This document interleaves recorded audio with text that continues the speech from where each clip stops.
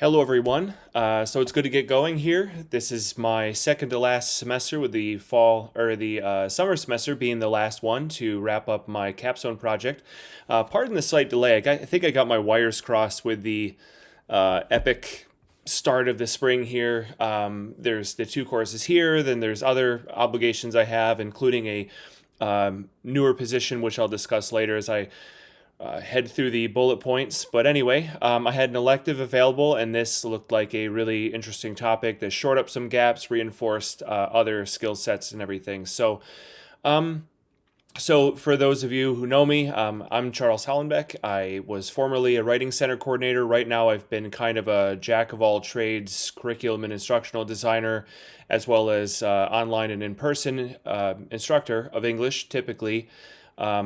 I'm going to be starting a new position here when it comes to my present roles and responsibilities. A new position here pretty soon, which is primarily an online based visiting professor position, but then there will be another position starting in just a few weeks here, just about 10 days actually, where I will be heading into a sort of low-ish to mid-level administrative role at a nearby major healthcare company, which is going to be great because I'm taking the educational leadership skills that I learned in my various roles, but most specifically, the writing center coordinator position for about 6 years. So I'm going to be taking all of that and channeling it into healthcare. And wonderfully enough, it's a massive company that my wife has worked for some time, over 10 years now in some capacity, and she loves it. So I'm glad to be joining their team.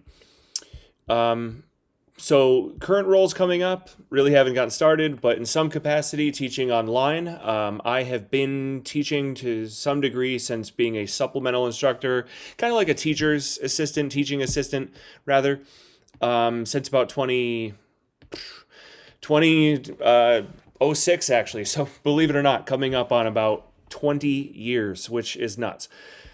Teaching online, 10 or so across all the learning management systems, but it's kind of cool to still have the visiting professor online job in combination with the in-person administrative role. So that's really cool. I get to keep doing what I love, but also get to branch out and utilize those skills elsewhere.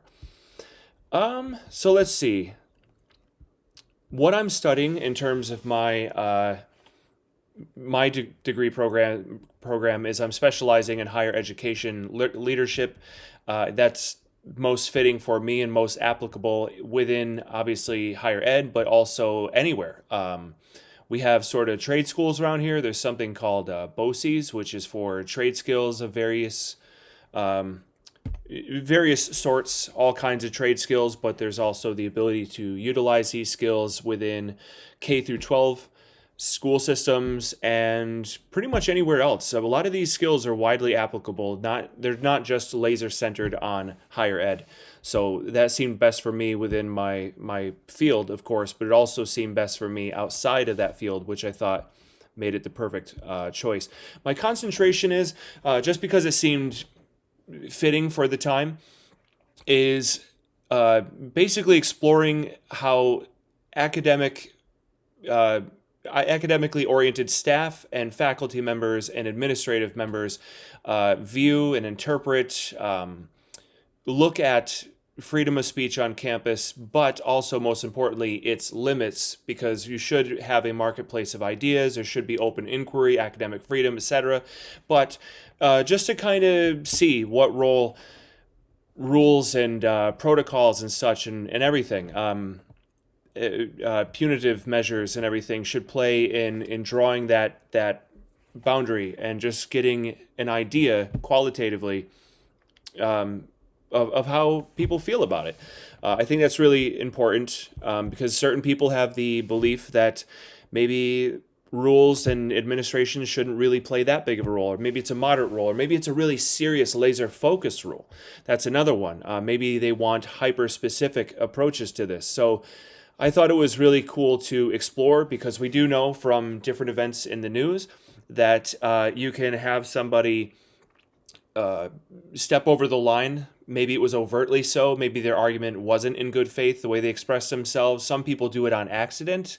It's a matter of happenstance. It's a matter of a genuine slip up where they worded something incorrect. Something happens, but we've seen where sometimes things are handled on the individual level. Sometimes they blow up and receive national attention.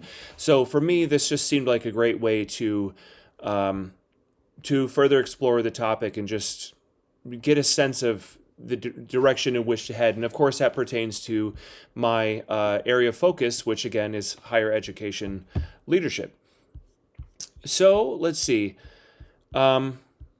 So overall, though, anyone who knows me, I just go by whatever.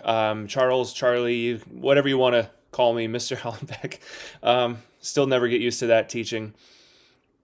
So is there a story behind my name? Yes, I am born May 7th on the same day as my mother's father, who was Charles Andrew Truesdale. So I'm Charles Andrew Hollenbeck, my father's surname. So let's see. Any silly nicknames that stuck? Just everything associated with Charlie. Geez Louise. Charlie Brown, Charlie Tuna, anything. So let's just make sure I got everything here. And what is one concept, case, or policy you'd like me or to like to learn more about with this class? With me, I'm all ears. Anytime I see a course and I think, I don't really know as much as maybe I want to know or should know, maybe subconsciously, it's just off in the background somewhere, and I think, all right, yeah, this seems best. So like with this course, I had I think I had 3 options, and I said, that's perfect. Last semester was about getting into inclusivity and belonging, those sorts of things. And those are not often tied to many degree programs. They're tied typically to trainings and such. But I felt if there was an opportunity to tap into that, especially pertaining to my topic, that it would probably be best to take that course. So I'm doing that here. For me, I really have as boring as it sounds, no preferences. I'm just trying to get a sense of anything and everything that might be outside of my skill set to shore up as many gaps as possible. So, one unpopular opinion you may have. I don't know.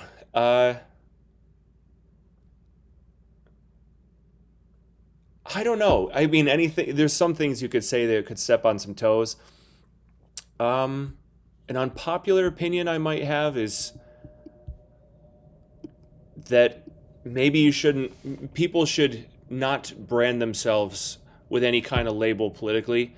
That's something that sometimes gets a bit of friction. Certain people look at political parties, for example, or ideologies as teams, and I really don't like that. I always tell my students, because my thing is I teach argument analysis rooted in cognitive psychology.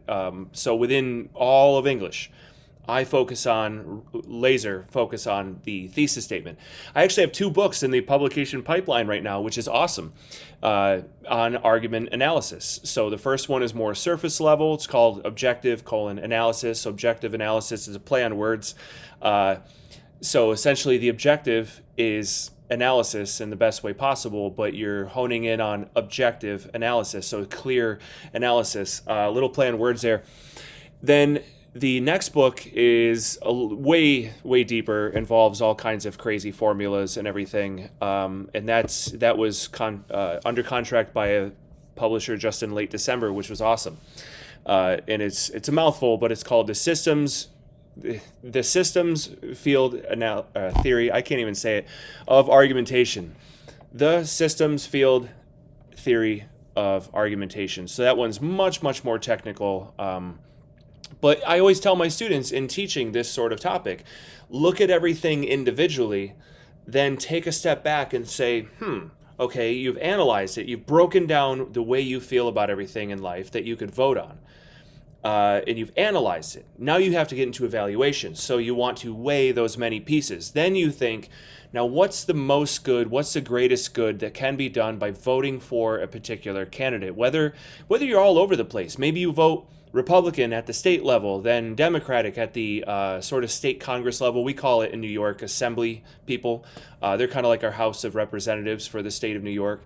But then maybe you voted for a libertarian for president. I have no idea. You should be all over the place, and you should gauge how you vote based on how you feel across a whole wide variety of topics, and then you look at what's the most pertinent thing, what's the greatest good I can do with this borderline sacred thing that's voting. That what is the best thing I can do with my single vote as a person? Then you have to count all these other factors too. Which candidate is even likely to do the same thing they said they were going to do? So we experience that a lot too. Whether Democrat or Republican, the primary version is not the same as the general election version of your candidate, and they're not the same as your post, like your president elect or something, or your congressperson elect version of themselves. So you do as best as you can, but I think that's an opinion that usually gets a lot of pushback from family members or students I'm teaching, that they just subscribe too much to a team. There's that sunk cost fallacy, the sunk cost bias, I think, where you've been, say, a Republican or a Democrat for so long that it almost feels like you're betraying the home team or something. I don't like it. I've never liked it. I think you should never put that kind of reductionist label on yourself.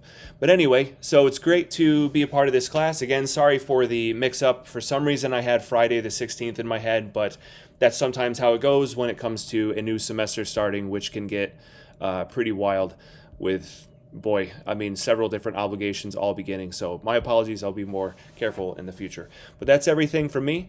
Take care.